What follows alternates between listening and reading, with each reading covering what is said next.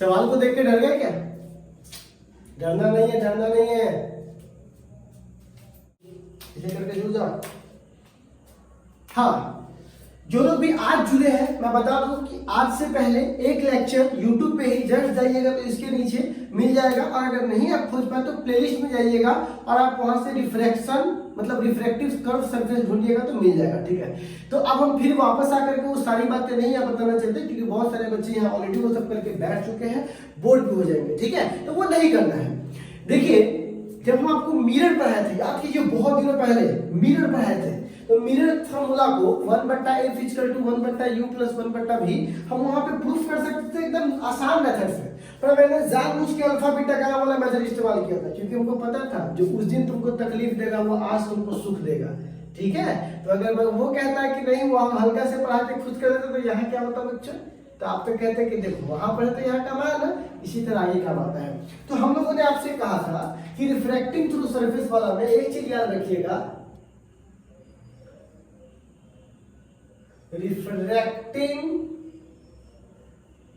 Through curve में हम लोगों ने सबसे पहले किसको चुना था? कॉन्वेक्स को।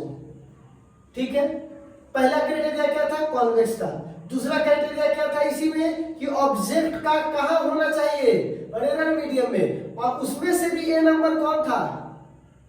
मतलब ए नंबर का फर्स्ट पार्ट क्या था? कैसा बनना चाहिए? रियल। कितने लोग ईमानदारी से बताइए इस पे प्रैक्टिस किए हैं आज? लिखो तो जरा कमेंट में, देखते हैं कितने लोग प्रैक्टिस किए हैं। देखिए सबको जरा सा लिख तो लिखो। लुक चेंज करवा ले क्या? आपको ज्यादा हो गया ना, लुक चेंज करवा लेते, वरना आप लोगों को पहचान ही ना पाओ हो सके। जब पहचानते हो। हाँ, तो आप लोगों ने प्रैक्टिस किया, प्रैक्टिस करना जरूरी था बाबू, इसीलिए बोल रहे थे। आज का जो है ना उसी पे आधारित है, कुछ नया नहीं है। ठीक है, तो देखिए बुआ, आज हम लोग पढ़ने वाले हैं रिफ्रैक्शन थ्रू कॉन्वेक्स। कैसा होना चाहिए? Convex refracting surface. ये क्वेश्चन है, क्वेश्चन समझिए। रिफ्रैक्टिंग सरफेस कैसा होना चाहिए? Convex. When object place, object कहां प्लेस है? Object place in rare medium. कौन से मीडियम में? Rare medium. रेयर मीडियम किसे कहते हैं? जहां पे लाइट की स्पीड क्या हो? सबसे ज्यादा हो, और डेंसर जहां लाइट की स्पीड कम हो। तो पहली बात तो रेयर में होना चाहिए। तो सर कल भी तो ये पढ़ाए थे यार कि रेयर में होना चाहिए, लेकिन कल क्या था? Real image. और यहां क्या बोलेंगे? And image form. और इमेज कैसा फॉर्म होना चाहिए? Image form virtual. इमेज कैसा फॉर्म होना चाहिए? वर्चुअल। तो कल वाला ही केस है, बस इसका स्टैंडर्ड फॉर्म कल क्या पढ़े थे? रियल पढ़े थे। आज क्या पढ़ रहे हैं? वर्चुअल पढ़ रहे हैं। सारी प्रक्रिया वही होगी, बस हल्का सा ट्विस्टिंग होगा।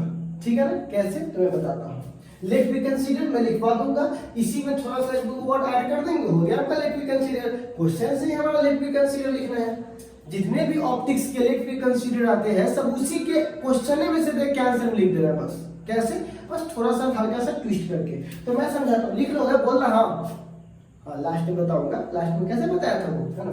तो अब देखिएगा, हम कुछ नहीं कर रहे हैं, सब काम करेंगे इसके अकॉर्डिंग। जो हमसे ये करवाना चाहेगा हम वही करेंगे, बिल्कुल भी जरा सा भी ज्यादा दिमाग नहीं लगाना है भी नहीं। ठीक है, तो जितने भी ऑप्टिक्स है उसके टॉपिक को ध्यान से पढ़िए, क्योंकि उसका टॉपिक ही आपका क्वेश्चन की तरह काम करेगा। ठीक है बच्चों, तो देखिए ये कॉन्वेक्स लिखा हुआ है बाबू, तो यहाँ पर हम लोग क्या बना देंगे? एक कॉन्वेक्स बना देंगे। ठीक है ना, हमने कॉन्वेक्स रिफ्लेक्टिंग सरफेस बना दिया है ना। ठीक है, ये हमारा कौन सा मीडियम हुआ बाबू? डेंसर, जिसको म्यू2 बोलेंगे, और ये हमारा है रेयर। ठीक है बच्चों, जिसको हम लोग क्या बोलेंगे? म्यू1। ठीक है बच्चों, अब देखिए ये डेंसर मीडियम है, ये रेयर मीडियम है, किसी को भी थोड़ा सा भी परेशानी नहीं होना चाहिए, है ना, क्योंकि ऑलरेडी आप लोग पढ़ चुके हैं। ठीक है, अब देखिए तो बच्चों इस पॉइंट को P बोलेंगे और इस पॉइंट को क्या बोलेंगे? C। ठीक है बाबू, कोई दिक्कत तो नहीं है आपको? नहीं है। अब देखो C मतलब इसका जो सेंटर ऑफ कर्वेचर है वो अंदर का पार्ट है ना पूरा डेंसर, इसलिए इसकी सेंटर ऑफ कर्वेचर तो अंदर होगी। अब सवाल है, एक हमको ऑब्जेक्ट रखना है, ऑब्जेक्ट को दूर रखना है कि पास रखना है? ठीक है, आप सोचिए अगर हमको इमेज कैसा बनाना है, वर्चुअल, और सबसे पहले ऑब्जेक्ट कहाँ होना चाहिए, रेयर मीडियम में। तो ठीक है, हम ऑब्जेक्ट को इस तरफ रखेंगे, इस तरफ नहीं रख सकते हैं। तो आप एक बात बताइए जरा, जिन्होंने मेरी बात कल हल्का से भी ध्यान से सोचा होगा तो वो हमारी बात को पकड़ लेगा और बताएगा। हम ऑब्जेक्ट को इस पी पॉइंट से दूर रखेंगे कि पास रखेंगे, सोचिए। हमको वर्चुअल इमेज बनाना है तो हमको ऑब्जेक्ट को पी पॉइंट से मतलब पोल से बहुत दूर रखना चाहिए कि बहुत पास रखना चाहिए, सोचिए बताइए। आंसर दीजिए, मैं दीजिए तो। हाँ, केबीसी चल रहा है, बताइए। ऑब्जेक्ट को पोल से दूर रखना चाहिए कि पोल के पास रखना चाहिए वर्चुअल इमेज बनाने के लिए। अगर कल वाला किसी को याद होगा हल्का सा भी तो। हाँ बिल्कुल बिल्कुल बिल्कुल बिल्कुल, बाकी लोग कंफ्यूज क्यों हो रहे हैं? कल आपने सुना होगा ऑब्जेक्ट बहुत दूर हो और यहां पे ऑब्जेक्ट को बहुत पास रखना है। क्या करना है? पास रखना है। इसको ओ बोलेंगे, मतलब जहां पे ऑब्जेक्ट रखा हुआ है। ठीक है, क्यों? मैं इसकी क्राइटेरिया समझा देता हूं क्यों। यहां से दो लाइट जाएंगे, एक ऐसे जाएगा तो ये लाइट तो नॉर्मल की तरह काम करेगा, सीधा चला जाएगा, क्योंकि इमेज बनने के लिए दो लाइट का मिलना बहुत जरूरी है। ठीक है ना, जहां पे प्रकाश की दो किरणें मिलेगी वही इमेज है, वही आपका इमेज हो जाएगा। जहां प्रकाश की किरणें मिलेगी वही इमेज। तो एक किरण ये चली, लेकिन हम लोग इस बेचारे को इग्नोर मार देते हैं, नहीं पढ़ते हैं, क्योंकि ये सीधा, इसमें कोई डिफ्लेक्शन नहीं, सीधा चला जाता है नॉर्मल के कारण। एक लाइट यहां से ऐसे गई, ठीक है बाबू, ठीक है। अब ये लाइट इधर घूमेगा या इधर घूमेगा, लेकिन अपने रास्ते पर तो नहीं रहेगा। क्यों रास्ते पर? इसलिए नहीं रहेगा क्योंकि इसका माध्यम चेंज हो रहा है, और जिसका माध्यम चेंज होता है वो अपने रास्ते में डिफ्लेक्शन लाता है। ठीक है, अब सवाल है कि इधर मुड़ेगा या इधर मुड़ेगा, इधर चला या इधर चला, वो डिपेंड करता है बच्चों कि नॉर्मल किधर है। तो नॉर्मल हम कहां से खींचेंगे? सी से, दीजिए सी से। ठीक है, तो ये हमने क्या खींच दिया? नॉर्मल। ठीक है, हमने नॉर्मल खींच दिया। आपको पता है ना, नॉर्मल से आपतन कोण को आई कहते हैं। ठीक है, अब ये नॉर्मल के तरफ मुड़ेगा या नॉर्मल से दूर जाएगा? बच्चा वाला सवाल है, तुम बताओ। अगर कोई लाइट रे डेंसर से रेयर में जाता है, रेयर से डेंसर में जाता है, तो नॉर्मल के तरफ मुड़ता है या नॉर्मल से दूर जाता है? सब जानते हैं भाई साहब, तो बच्चा वाला बात है, नॉर्मल के तरफ मुड़ता है। तो ये नॉर्मल के तरफ कुछ ऐसे मुड़ गया है। अब आप किसी बच्चे ने एक सवाल पूछा था, ठीक है, खैर देखो, ये रिफ्लेक्टेड रे है, तो रिफ्लेक्टेड रे और नॉर्मल के बीच के एंगल को आर कहते हैं। ठीक है, इसमें तो कोई दिक्कत नहीं। फिर से सुनिएगा, एक लाइट गया, इंसिडेंट आई, लेकिन हमको आई बनाने के लिए पहले नॉर्मल चाहिए था, तो सी से गुजरने वाली रेखा नॉर्मल की तरह काम करती है। ये आई, तो जब कोई लाइट रे, इसका मुख्य पथ ये था, तो जब कोई लाइट रे नॉर्मल से रेयर से कहा जाता है डेंसर में, तो नॉर्मल की तरफ मुड़ता है, तो जाना चाहिए था सीधा, लेकिन मुड़ गया नॉर्मल के तरफ। ठीक है, अब हमारा एक सवाल आपके लिए और बनता है। सवाल क्या है कि सर आप अभी एक शब्द इस्तेमाल किए थे कि ऑब्जेक्ट को पास में क्यों रखना चाहिए? दूर रखोगे तो ये इतना मुड़ जाएगा कि ये लाइट यहाँ पे आके यहाँ पे मिल जाएगा, तो फिर रियल इमेज बना देगा। अगर तुम इस ऑब्जेक्ट को बहुत ज्यादा पास नहीं रखोगे, बहुत ज्यादा दूर रखोगे, तब ये इमेज ये रे आएगा और बहुत ज्यादा दूर होने के कारण मिल जाएगा और यहाँ पे रियल इमेज बना देगा। लेकिन बहुत पास रखोगे तो ये मिल ही नहीं पाएगा। पता है ये कुछ किसकी तरह मैं बात कर रहा हूँ? तो बता सकता है ये जो आइडिया मैं आपको दिया हूँ किस इंस्टेंट से निकाल के दिया हुआ? कॉनकेव मिरर, याद है? अवतल दर्पण। उसमें सारा केस में रियल इमेज बनता था, एक केस में वर्चुअल बनता था। कब? जब पोल ऑफ फोकस मतलब बहुत बहुत करीब लाते थे, तो याद है? तो जब बहुत बहुत करीब ला दीजिएगा तो ये लाइट मुड़ा जरूर, लेकिन इतना भी नहीं मुड़ा कि ये लाइट यहाँ तक पहुंच पाए, ये हल्का सा मुड़ के सीधे निकल गया। तो ये रियल में तो कहीं नहीं बना, तो जो वास्तविक दुनिया में नहीं मिलता उसे कौन सी दुनिया में मिला देते हैं? इसमें तुम्हें एक्सपर्टे होगा, काल्पनिक दुनिया में। तो ये इमेज क्या बना? आई। तो क्या ये रियल इमेज बना कि वर्चुअल इमेज बना? वर्चुअल इमेज बना। क्यों? क्योंकि वास्तविक ये ऑब्जेक्ट इतना करीब है कि ये जो लाइट रे है वो तो यहाँ पे आ ही नहीं पाएगा, वो तो ऐसे चला जाएगा।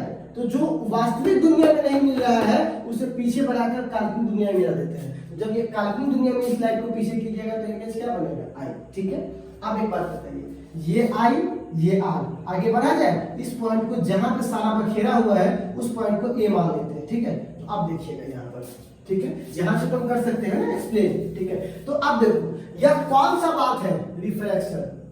ठीक है, अगर बोला है रिफ्रैक्शन, तो रिफ्रैक्शन का कौन फॉर्मूला होता है बताओ। तो रिफ्रैक्शन के लिए कौन सा फॉर्मूला आना चाहिए, सब लिखिए तो जरा सा कमेंट में देखिए, कौन सा फॉर्मूला रिफ्रैक्शन के लिए इस्तेमाल करना चाहिए बताइए। बिल्कुल स्नेल्स लॉ, ठीक है ना, क्योंकि यहाँ पर क्या इस्तेमाल हुआ, रिफ्रैक्शन। तो क्या लिखेंगे हम, सब स्टेप आपसे पूछेंगे, आप लोग रेडी रहिए टाइपिंग के लिए, ठीक है ना। फ्रॉम स्नेल्स लॉ, भोंगा वाला नियम से, ठीक है ना, फ्रॉम स्नेल्स लॉ। तो बताइए तो स्नेल्स लॉ क्या कहता है, स्नेल्स लॉ कहता है, ठीक है, साइन आई बट्टा साइन आर बराबर, जिसमें जा रहा है तो किसमें जा रहा है, म्यू टू में, किससे जा रहा है तो म्यू वन में। कोई दिक्कत किसी को नहीं। अगला स्टेप क्या करना चाहिए बताइए आप लोग कमेंट में, हम आप ही से पूछिएगा, पूछ पूछ के बनाएंगे। अगला स्टेप क्या करना चाहिए आप लोग खुद बताना, क्योंकि उसको याद करना है अच्छे से। बताइए, प्रैक्टिस में तो बताएंगे। बिल्कुल बिल्कुल बिल्कुल सही सही सही। क्योंकि एंगल बहुत बहुत छोटा है, इसलिए साइन थीटा लगभग लगभग किसके बराबर हो जाएगा, बोलो जल्दी बोलो। सही बात, जब बात, ठीक है। तो क्या बोलेंगे, when angle is very small, angle is very small, then theta is equal to sin theta, है ना। तो अब यहाँ sin i को सीधे सीधे i लिख सकते हैं, क्योंकि जब थीटा को sin थीटा तो सीधे sin i को i, अब बट्टा sin r को r बराबर क्या लिखेंगे, म्यू टू बट्टा म्यू वन। बताओ अगला स्टेप क्या करना चाहिए, क्रॉस मल्टीप्लिकेशन। बिल्कुल, तो यहाँ पर क्या हो जाएगा, i गुने म्यू वन बराबर आर गुने म्यू टू, समीकरण पहला। किसी को कोई आपत्ति विपत्ति संपत्ति कुछ नहीं, एकदम सही बात है, ठीक है। हाँ, अब हम आपसे जानना चाहते हैं, बताइए हमारा अगला स्टेप क्या होना चाहिए। चलिए मैं रुक रहा हूँ यहाँ पे, क्योंकि आपका स्टेप बहुत इंपॉर्टेंट है। अब हम कैसे, कोई बच्चा डिसाइड करेगा कि हम ठीक है स्नेल्स लॉ लगा लिए, अब हम कैसे पकड़ेंगे कि एग्जाम में हमको ये वाला स्टेप उतारना है, हम रट के भूल गए तब, 5 बार लिख के भूल गए तब, रिटर्न विद्या पढ़ लिए तो। आप बताओ क्या करना चाहिए। बहुत लिख रहे हैं अल्फा बीटा गामा, लेकिन अल्फा बीटा गामा का प्रोस्पेक्टिस क्या है, प्रोस्पेक्टस क्या है वो बताओ। किस प्रोस्पेक्टिव से, किस व्यू से हम अल्फा बीटा गामा लगाएंगे। बिल्कुल बिल्कुल बिल्कुल बिल्कुल, क्योंकि आपको जो फॉर्मूला प्रूफ करना है, ठीक है ना, वो किस फॉर्म में प्रूफ करना है, म्यू वन बट्टा सॉरी म्यू टू बट्टा भी माइनस म्यू वन बट्टा यू बराबर mu two minus mu one बट्टा आर, भी यू आर। तो देखो होगा, यहां से यहां तक को हम लोग क्या बोलते हैं, आर, ठीक है। यहां से यहां तक को हम लोग बोलते हैं यू, और यहां से यहां तक को हम लोग बोलते हैं भी, ठीक है। पोल से यहां तक की दूरी को, तो ये सब किसी ट्रायंगल का बेस है, ठीक है, जिसको हम आई और आर की मदद से नहीं निकाल सकते हैं। तो हमको ये सब जो ट्रायंगल है उसका एंगल देना पड़ेगा, ताकि हम इसके एंगल की मदद से एक संबंध बेस के रूप में ला सके, ठीक है। अब हम साइन इस्तेमाल करते हैं कि कॉस की टैन, वो बात की चीज है, ठीक है, लेकिन हमको इस एंगल को देना बहुत जरूरी है। तो एक बात बताइए, हम ऑब्जेक्ट वाले को मानते हैं अल्फा, इमेज वाले को बीटा, और इसको गामा। कहिएगा सर अगर हम कुछ और मान लेंगे तब, कोई दिक्कत नहीं भाई, भारत स्वतंत्र देश है, अब जो मैंने वो मान लीजिए, ठीक है। लेकिन आपको उल्टा चलने की हमारी आदत क्यों होती है। अब आगे सब जो लिख रहे हैं उसको नहीं लिख सकते, अल्फा बीटा गामा, कितना सिंपल तो है, ठीक है। कॉम्प्लिकेटेड बनाना है बताइए चीजों को। अब देखिए बच्चों, अब हम क्या करेंगे, होगा अल्फा बीटा गामा। तो हम लोग किसका मान निकालेंगे, अल्फा बीटा और गामा का। चलिए इसको बैठा देते हैं। तो अब हम लोग क्या करेंगे यहाँ से, नाउ, ठीक है ना, नाउ एक बात बताइए, पहले आई और आर को रिप्लेस कर देते हैं किसमें, अल्फा बीटा और गामा में। तो कैसे रिप्लेस करेंगे, मैं कुछ ट्रायंगल्स का नाम बोलूंगा, आई होप आप उस ट्रायंगल को जरा ध्यान से देख पाएंगे। आप एक बात बताइए, आई किसी ट्रायंगल का एक्सटीरियर एंगल है, ठीक है ना। आप बता सकते हैं किस ट्रायंगल का एक्सटीरियर एंगल आई है, मतलब एक्सटीरियर मतलब बाहरी, किसी ट्रायंगल के बाहरी भुजा को बोलते हैं एक्सटीरियर, बाहरी कोण को बोलते हैं एक्सटीरियर एंगल। और इसकी एक खास बात क्या होती है, एक्सटीरियर मतलब बाहरी कोण जो है वो अपने वाले सामने वाले दोनों अंतःकोण के योग के बराबर होता है। यानी एक्सटीरियर एंगल इक्वल टू क्या होता है, इंटीरियर, जो सामने वाला जो फ्रंट में इंटीरियर एंगल होता है उसी के योग के बराबर होता है। तो आप एक बात बताओ, आई किसका एक्सटीरियर एंगल है, तो मैं बताऊं, हाँ बताओ, आप लोग बताओ। चलो चलो चलो, टाइम को टाइपिंग करने में कोई दिक्कत नहीं, चलो देखिए कितने लोग हैं, हम सब देख रहे हैं, सबका आंसर मिल रहा है, ठीक है। सही सही सही सही। एक्सटीरियर मतलब बाहरी। तो आप ध्यान से देखो, ओ ए सी, ट्रायंगल ओ ए सी, ओ ए सी में जो आई है वो एक्सटीरियर एंगल है। ओ ए सी में ये दोनों इंटीरियर है, मतलब अंदर है, और ये क्या ट्रायंगल के बाहर है। तो इसको बोलते हैं आई इज एक्सटीरियर एंगल। तो अगर आई एक्सटीरियर एंगल है तो बताइए एक्सटीरियर एंगल बराबर क्या होता है, बाह्य कोण अपने सामने वाले दोनों अंतः कोण के योग के बराबर होता है। तो अल्फा प्लस क्या हो जाएगा, गामा। ठीक है ना। तो आई का मान तो निकल गया समीकरण में, सॉरी समीकरण पहले तो मान ही चुके थे, अब हमको निकालना है आर का मान। ठीक है। तो आर भी किसी का एक्सटीरियर एंगल है, बता सकते हैं किसका एक्सटीरियर है। पहले आर एक्सटीरियर है कि इंटीरियर, पहले वाले में इंटीरियर था, इस वाले में बाह्य। बाह्य कोण यही है। तो बताइए तो किसका बाह्य कोण है, बताइए बताइए बताइए। हम देखना चाहते हैं कि आपने कौन सा ट्रायंगल चुना है। बिल्कुल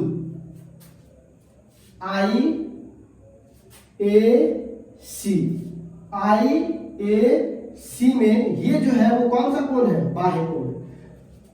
तो ट्रायंगल आई ए सी, आई ये वाला लाइन ये है, ठीक है ना, सी, इसको और इसको एक मत समझ लेना, ये और ये एक है, ठीक है ना, ये नहीं है।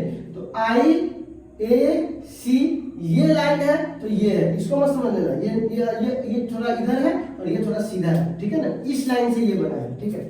तो आई ए सी में R is exterior angle. R कौन सा एंगल है बउआ, एक्सटीरियर एंगल। ठीक है बच्चों। तो अगर आर एक्सटीरियर एंगल है तो बताइए तो आर बराबर क्या हो जाएगा, आर बराबर हो जाएगा सामने वाले अंतः कोण के योग के बराबर, मतलब बीटा प्लस गामा। आप इस अल्फा को देखकर कंफ्यूज नहीं होना, क्योंकि ये आर किसका एक्सटीरियर एंगल है, इंटीरियर एक्सटीरियर एंगल है, आई का और सी का। आई की जगह बीटा है, सी की जगह गामा, इसके बीच में का उसको कोई मतलब नहीं, उसको केवल इस कोने वाले से मतलब उसको। ठीक है। तो अब क्या होगा, बीटा प्लस गामा। तो हमने आई निकाल लिया, आर निकाल लिया। क्या आई और आर का मान कहां रख दे बताइए तो, समीकरण दूसरा में। चलिए समीकरण दूसरा है भी नहीं रेडी हमारा से। ठीक है।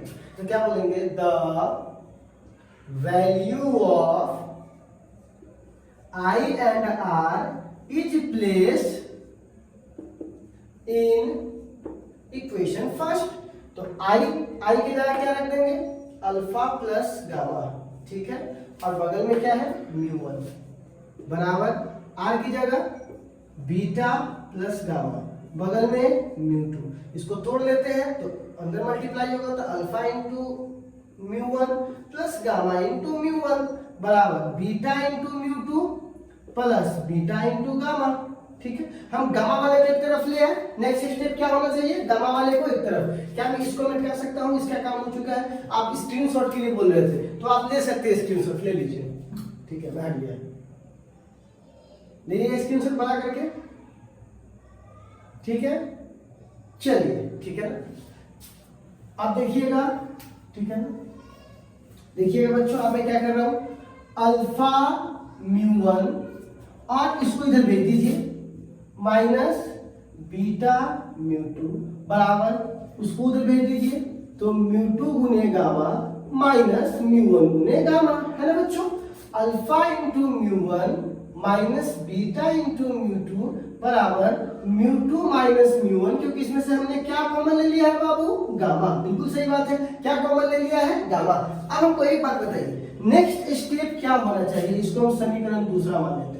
जब हमारा ये फाइनल समीकरण आ गया है तो क्या मैं इस पार्ट को मिटा सकता हूँ, क्योंकि थोड़ा स्पेस चाहिए ना हमको। ठीक है, बड़ा वाला लिखना पड़ेगा तो थोड़ा स्पेस भी चाहिए। ठीक है। आप सोचिए इसके बाद हमारा नेक्स्ट स्टेप क्या होना चाहिए, देखते हैं कितने लोग सोच पा रहे हैं, जवाब कितने लोग दे पा रहे हैं। मने सोचना और आंसर करना, उसमें फर्क है थोड़ा सा। आंसर कीजिए तो टाइपिंग करके, हम वेट कर रहे हैं आपका, आप क्या आंसर कर।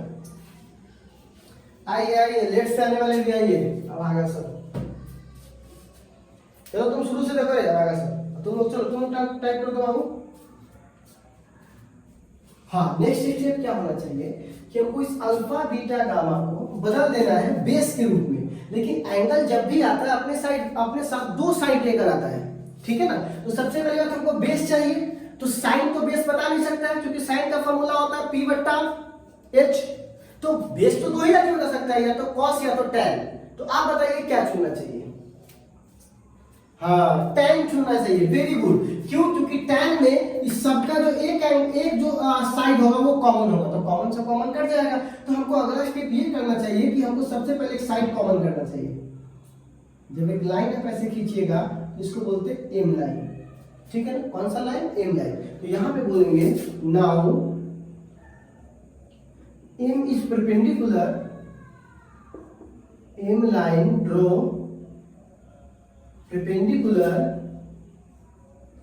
perpendicular on principal axis।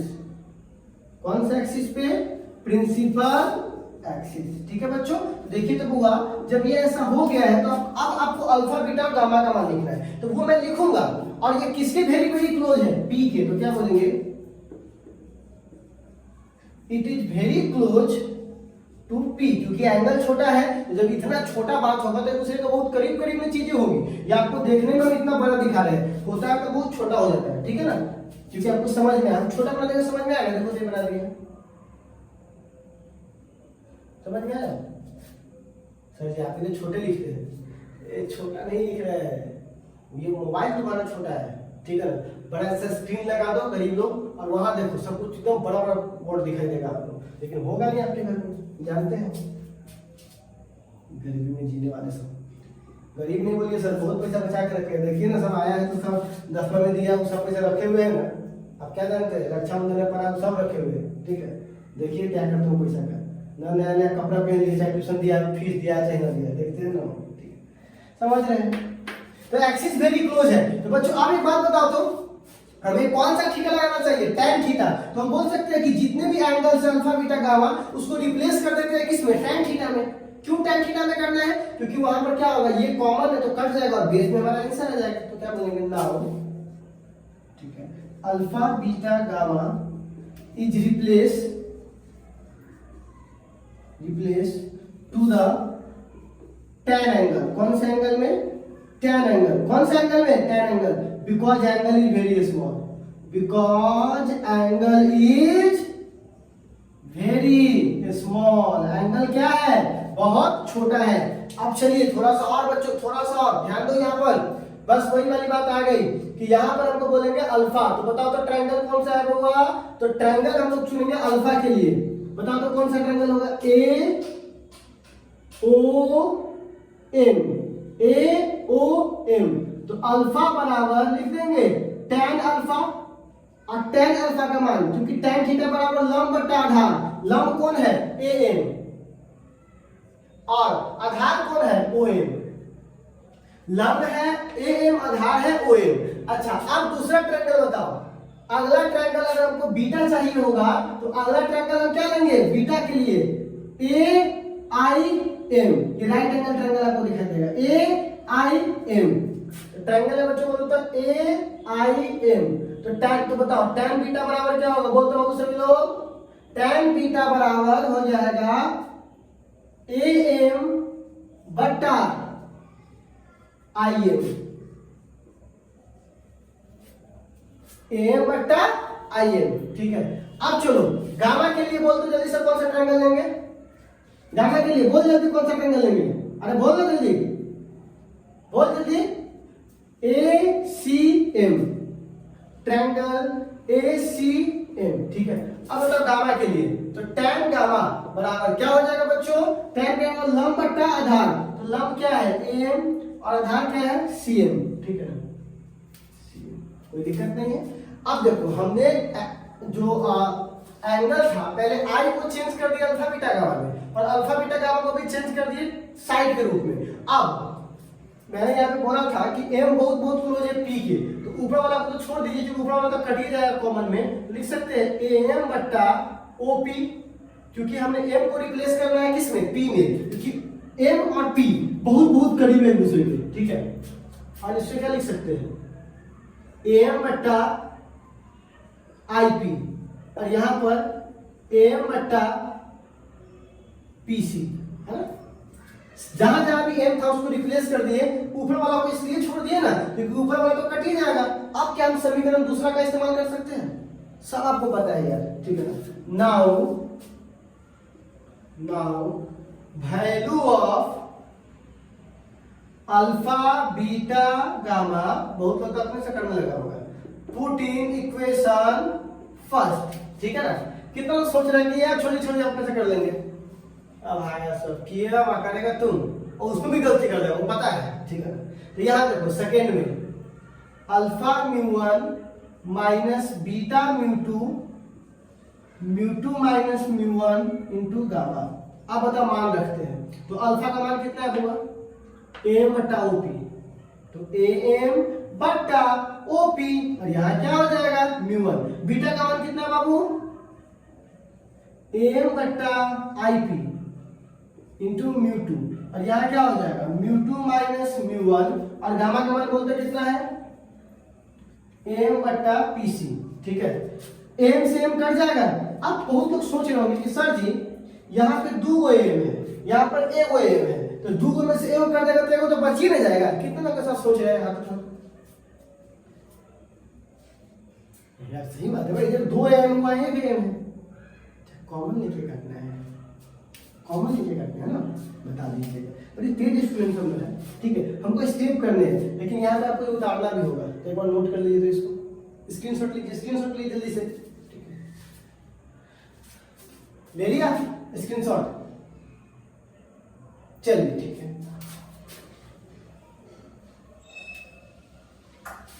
तो आप देखिए तो बच्चों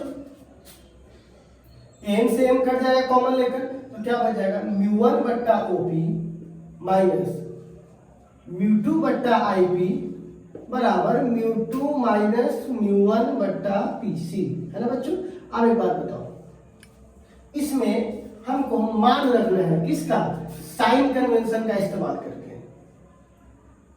हम 50 को साइन कन्वेंशन नहीं पढ़ाते, एक को पढ़ाते हैं बस, कॉपी या ब्रिटिश नहीं लिखवाते हैं कि देखो हमारे देखो कॉपी भी नहीं, दिमाग में यहाँ, ठीक है ना। फिजिक्स से समझ में आएगा, दिल में नहीं तो दिमाग में भी नहीं, ठीक है।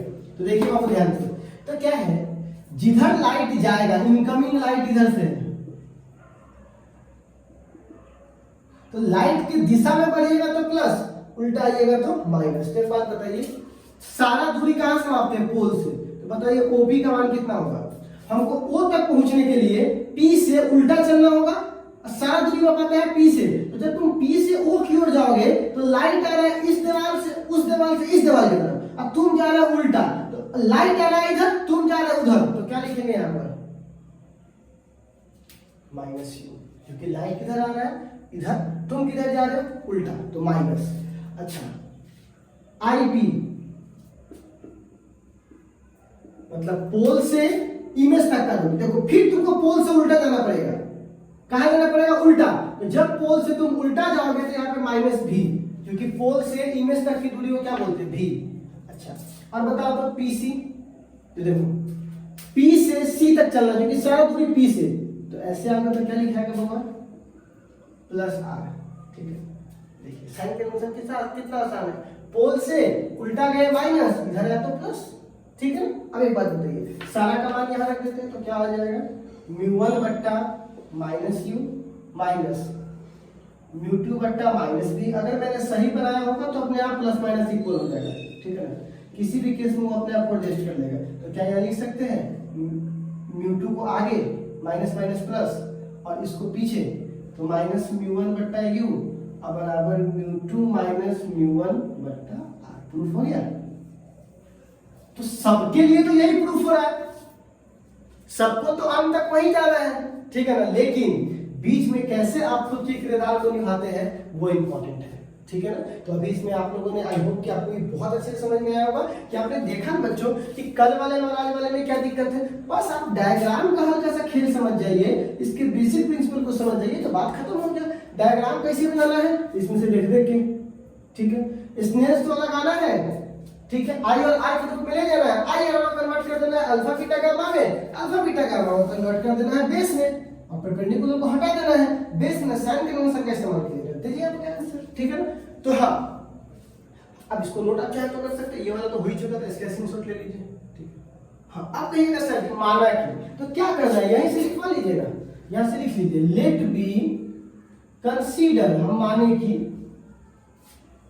ए रिफ्रैक्शन थ्रू कर्व सरफेस, तो यहां पे ऐसे लिख देंगे लेट बी कंसीडर माना कि कॉन्वेक्स रिफ्रैक्टिंग सरफेस। कैसा सरफेस है बउआ? Convex refracting surface. तो सरफेस कॉन्वेक्स रिफ्रैक्टिंग है। ऑब्जेक्ट को कहां रखा गया है? रेडर में, ठीक है ना। और इमेज कहां बना है बउआ? वर्चुअल। इमेज क्या बना है? वर्चुअल। तो यहां पे बोलेंगे ऑब्जेक्ट प्लेस इन रेडर एट ओ पॉइंट। कौन से पॉइंट पर? ओ पॉइंट पर, ठीक है ना। और यहां क्या बोलेंगे? And image form virtual at B point. कौन से पॉइंट पर? भी है कि क्या है? I point. At I point which is in रेडर। ये भी किसमें है? जो इमेज बना है वो भी किसमें बना है? रेडर मीडियम में। कौन से मीडियम बना है? Raider medium. बस इतने बात को लिख दिया। मैंने क्या लिखा है? माना कि एक ऑब्जेक्ट है जिसको रखा गया है रेडर मीडियम में, किसके सामने? कर्व कॉन्वेक्स रिफ्लेक्टिंग सरफेस के सामने। इसका जो इमेज बना है वो आई बना है। कितना दूरी पर? भी दूरी पर। कहां पे? रेडर मीडियम में। बात खत्म, ठीक है। इसी बात को लिख करके इसको नोट कर लीजिए। और अभी मैंने आपको शुरू में सवाल दिया था, कहा था कुछ सवाल को बनाना है। बहुत इंटरेस्टिंग सवाल है, तो चलिए उस सवाल को जरा से देखते हैं कितने लोगों ने बनाया है।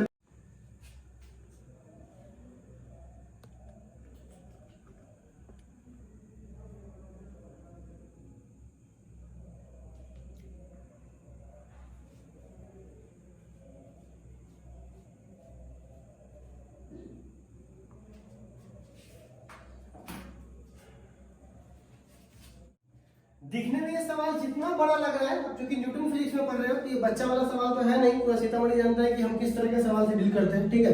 तो ये IIT जेईई मेंस पता नहीं कहाँ का पूछा हुआ, हमको नहीं पता। कॉन्सेप्ट होना चाहिए, उस बाकी सब एग्जाम तो निकलते रहते हैं, ठीक है ना। तो मेरी बात को सुनिए, जितना बड़ा है ना उतना खोखला क्वेश्चन है, उतना खोखला है। देखिए क्वेश्चन जितना बड़ा खोखला उतना ज्यादा। एक स्लैब है, पूरी कहानी यहाँ पे बता दिया है। एक स्लैब है, मटेरियल ऑफ रिफ्रैक्टिव इंडेक्स। उस स्लैब का रिफ्रैक्टिव इंडेक्स का जो मटेरियल है वो कितना है बाबू? 2 है, जो कि यहाँ दिया हुआ है। एक बात बताइए, यहाँ तक क्वेश्चन में कुछ भी था तो पिक्चर में दिया है। तो चलिए क्वेश्चन में से इतना पार्ट कर दीजिए। कर्व सरफेस APB है, APB है, ठीक है। Radius of curvature 10 centimetre. तो रेडियस ऑफ कर्वेचर यहाँ से कितना मान लेते हैं? 10 सेंटीमीटर। मतलब रेडियस ऑफ कर्वेचर मतलब C का मान कितना है? 10 सेंटीमीटर मान लिया। एंड प्लेन सरफेस CD, एक प्लेन सरफेस यहाँ पे CD है, ठीक है ना, CD है। ऑफ लेफ्ट ऑफ APB, उसके लेफ्ट साइड। जगह में अब भी बोल रहा है कि APB के लेफ्ट साइड, लेफ्ट मतलब इधर क्या भरा हुआ है? एयर। तो बाहर क्या है? एयर। एयर मतलब क्या? म्यू बराबर 1। एयर मतलब क्या? म्यू बराबर 1। एग्जैक्टली मैं आपको म्यू बता रहा है, ठीक है। And the right of CD is water, और इसके दूसरी तरफ क्या भरा हुआ है? वाटर। और वाटर का रिफ्रैक्टिव इंडेक्स दिया हुआ है यहाँ पे, ठीक है ना। इस तरफ इस जो स्लैब है उसके इस तरफ वाटर, उसके इस तरफ एयर। अब कह रहा है उसका रिफ्रैक्टिव इंडेक्स 4.3 है। बताओ अभी तक कुछ भी बोला है? पूरा सवाल क्या बोल रहा है? देखो ये है, उसका 2 है, आगे एयर है, पीछे वाटर है, रेडियस ऑफ कर्वेचर 10 है। कहां पूछे इस सवाल में अभी तक, ठीक है। तो ये पोर्शन आपको समझ में आएंगे। तो क्या मैं इसको मिटा दूं? क्योंकि इसको मिटाने तक इसका सॉल्यूशन करेंगे। तो क्या बोलेंगे? The slab of material refractive index 2, curve surface ABP है और उसका रेडियस ऑफ कर्वेचर 10 है, जो कि मैंने दे दिया। प्लेन सरफेस CD है। ऑन द लेफ्ट साइड, ठीक है ना, इस तरफ एयर है, उस तरफ वाटर है। रिफ्रैक्टिव इंडेक्स ऑलरेडी क्वेश्चन में दिया हुआ है, ठीक है। आप चलिए इससे आगे पढ़ेंगे, लेकिन पहले इसको मिटा लेते हैं, ठीक है। आपके पास तो लिखा हुआ है ही ऑलरेडी शुरू में क्वेश्चन, ठीक है। तो खैर अब कह रहा है एक ऑब्जेक्ट को प्लेस किया गया है डिस्टेंस ऑफ 15 सेंटीमीटर। यहां दिया हुआ तो है, पोल से 15 सेंटीमीटर पे डिस्टेंस को रखा गया है। तो find the distance of the final image, ठीक है ना। तो हमको एग्जैक्टली में भी का मान निकालना है, ठीक है। पहले पूरी बात सुनिएगा, हमको भी की वैल्यू निकालनी है, मतलब वाट। हाँ, u का मान दिया हुआ है कितना? 15 सेंटीमीटर, ठीक है। अब कह रहा है O from P as the viewed from the left, मतलब O from P मतलब ये किधर है? From the left। O from P मतलब जो O है वो P से किधर है? वो लेफ्ट है, ठीक है ना। तो अब जो व्यूअर है वो किधर की ओर है? बाहर की ओर है। व्यूअर किधर की ओर है? बाहर है, मतलब उसका आंखियां यहाँ पर है, ठीक है ना। देखो जो व्यूअर है वो OP से लेफ्ट, तो लेफ्ट से इधर है, तो यानी हवा में बैठ के ऐसे देख रहा है, नहीं देखते हो कि आंख से देख रहा है, इधर शीशा है और उस पर ये देख रहा है। कहां से? लेफ्ट साइड से, मतलब एयर से देख रहा है, ठीक है। अब एक बात बताइए, v की वैल्यू u है, नहीं पता, u का मान 15 है। हम सब जानते हैं कि ये सरफेस कैसा है? रिफ्रैक्टिंग सरफेस है। तो यहां पे बोलेंगे नाउ फॉर फर्स्ट सरफेस, कौन से सरफेस से बाबू, फर्स्ट सरफेस से, ठीक है। ये लाइट, ठीक है ना, फॉर्मूला क्या होता है, पूरी फॉर्मूला को समझिए, ये पूरा आपका इतिहास बदल देगा। म्यू टू माइनस भी म्यू वन बट्टा यू बराबर वन बट्टा sorry mu two minus mu one बट्टा आर। ये फॉर्मूला हम लोग ऑलरेडी जानते हैं, यहाँ पे आर लिखेंगे। इस पूरी प्रक्रिया को, ये फॉर्मूला हम पहले सरफेस के लगाएंगे, तो जरा पूरी बात को ध्यान से सुनिएगा, ठीक है। म्यू टू जिसमें प्रतिबिंब बनेगा, मतलब एग्जैक्टली मतलब म्यू टू का मतलब क्या होता है, जिससे जिसमें जा रहा है, तो ऑब्जेक्ट कहाँ रखा हुआ है, ग्लास में, ठीक। ये लाइट कहाँ बाहर जा रहा है, दूसरे मीडियम में, देखो ऑब्जेक्ट रखा हुआ है ग्लास में, ठीक है। प्रतिबिंब कहाँ बनना चाहिए, लाइट कहाँ बाहर जा रहा है, सेकेंड मीडियम में। तो सेकेंड मीडियम आपके लिए कौन हो जाएगा, ग्लास हो जाएगा कि एयर हो जाएगा, एयर सेकेंड मीडियम हो जाएगा, और ग्लास आपके लिए क्या हो जाएगा, फर्स्ट मीडियम, ठीक है। तो यहाँ पे म्यू टू, तो म्यू टू का मान कितना होना चाहिए, 1। क्यों 1 होना चाहिए, क्योंकि एयर में जा रहा है, बट्टा v का मान, यही तो हमको निकालना है, ठीक है, माइनस म्यू वन का मान तो 2, u का मान 15। अब एक बात बताओ, -15 कि +15, आपको बता दो जरा सा कमेंट में, माइनस कि प्लस, प्लस कि माइनस, माइनस एग्जैक्टली। क्यों, क्योंकि लाइट जा रहा है इस तरफ और तुम बढ़ रहे हो पोल से, सारा दूरी पोल से मापाता है, तो पोल से जब उल्टा बढ़ोगे, लाइट जा रहा है उस तरफ, तुम बढ़ रहे हो ऑब्जेक्ट के लिए उल्टा, तो लाइट इधर है, इनकमिंग लाइट इधर है और तुम उल्टा बढ़ रहे हो, के लिए तुमको उल्टा आना पड़ेगा, और लाइट जा रहा है इधर, तो माइनस लेना पड़ेगा क्योंकि तुम उल्टा जा रहे हो, ठीक है।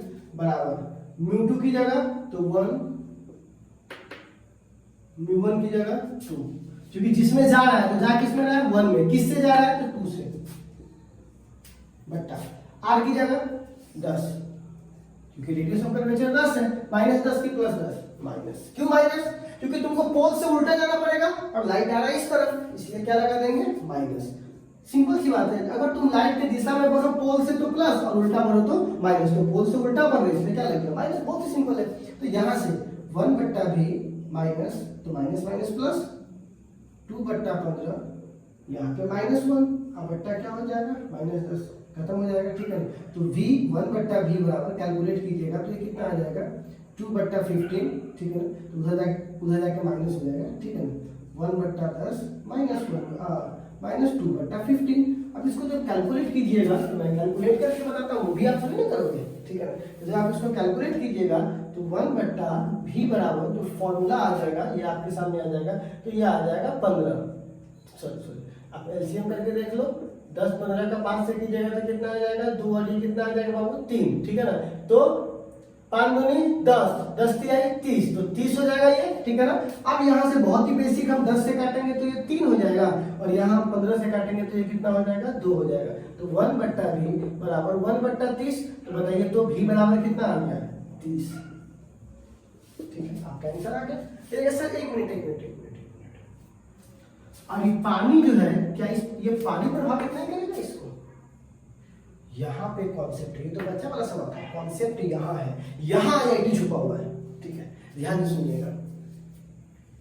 ये लाइट जा रहा है इसके अखिया में सीधा, तो कोई भी आदमी किसी लाइट को सीधा देखता है तो क्या करेगा, यह इस लाइट को थोड़ा सा सीधा करेगा। तो हमको एक बात बताइए, जो ये इमेज बन रहा है वो रियल बन रहा है कि वर्चुअल बन रहा है, तो जो इमेज बन रहा है वो वर्चुअल बन रहा है, क्यों, क्योंकि वास्तविक रूप से तो लाइट कट में नहीं किया, इन्होंने तो लाइट को सीधा किया, तो जब लाइट को सीधा किया तो ये काल्पनिक प्रतिबिंब बना। तो जो चीज काल्पनिक है, जिसका वास्तव में कोई एग्जिस्ट ही नहीं है, तो क्या जो लाइट, देखो ये काल्पनिक लाइट है, वास्तव में कोई लाइट जा रहा है क्या, अगर वास्तव में कोई लाइट जाता, समझे श्रीवास्तव, अगर वास्तव में कोई लाइट जाता तो ये जो है ना मुड़ जाता, क्योंकि यहाँ पे पानी भी तो है, तो तब ये मुड़ जाता। तब अगर ये मुड़ता तो फिर हम एक स्लैब वाला फॉर्मूला लगाते, कौन सा, याद है, प्लेन स्लैब के द्वारा लेटरल शिफ्ट, नॉर्मल शिफ्ट, वहां पे चले जाते। लेकिन अभी वहां नहीं जाना है, क्यों, क्योंकि अब तो वाकई में कौन सा इमेज बन रहा है, वर्चुअल। तो वर्चुअल के लिए जब कोई लाइट हैवे नहीं करे, आपका आप मान के चल रहा है कि कोई लाइट गया होगा, तो आपका फाइनल आंसर भी क्या होगा, यही होगा। Final answer because image is virtual, because image is virtual. जब इमेज वर्चुअल है तो ये पानी उसको प्रभावित नहीं करेगा। अगर ये इमेज रियल होता तो ये पानी उसको प्रभावित करता और ये इसके पाथ को थोड़ा सा और बदल देता, मतलब नॉर्मली शिफ्ट कर देता। याद है नॉर्मल शिफ्ट, ठीक है ना? तो नॉर्मली उसे क्या करता, शिफ्ट कर देता। पर हम नॉर्मल शिफ्ट का फॉर्मूला यहाँ लगे हुए नहीं करेंगे। क्यों? क्योंकि वो रियल प्रतिबिंब थोड़ी ना है, ये कैसा प्रतिबिंब है, काल्पनिक, वर्चुअल है। वर्चुअल के लिए बस आपका यही फाइनल आंसर हो जाएगा। इसके बाद कोई भी और नॉर्मल फॉर्मूला लगाने की जरूरत नहीं है। बहुत सारा बच्चा पता है क्या करता है, जो बड़ा एक रियल होता, जो बड़ा होता तो वो क्या करता, खट से क्या लगा देता, नॉर्मल का फॉर्मूला, और नॉर्मल शिफ्ट निकाल के सारा का सारा कर खराब कर देता अपना आंसर। ठीक है, तो आपका आंसर फाइनल क्या हो गया, 30। फिर से सुन लीजिएगा क्या हुआ, वापस कर देता हूँ एक बार।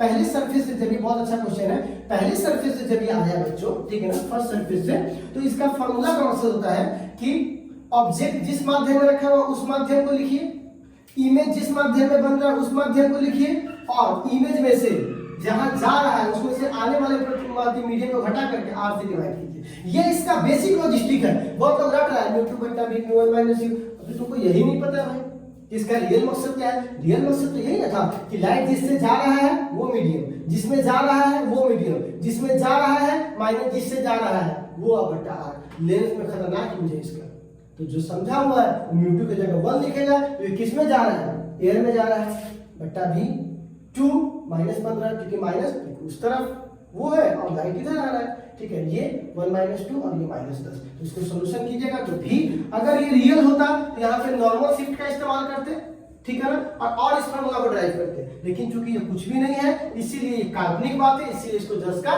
10 छोड़ देंगे। ठीक है ना, आज की द्वारा बताया गया सारे बातें काल्पनिक, इसका वास्तविक जीवन से कोई संबंध नहीं है। तो हमने एक सवाल दिया, होप को आप घर पे बैठ करके अगर वीडियो खत्म भी हो जाए तब भी आप जाकर के इसको रिवर्स में बना सकते हो। कितने लोगों ने इसको बना लिया था 30?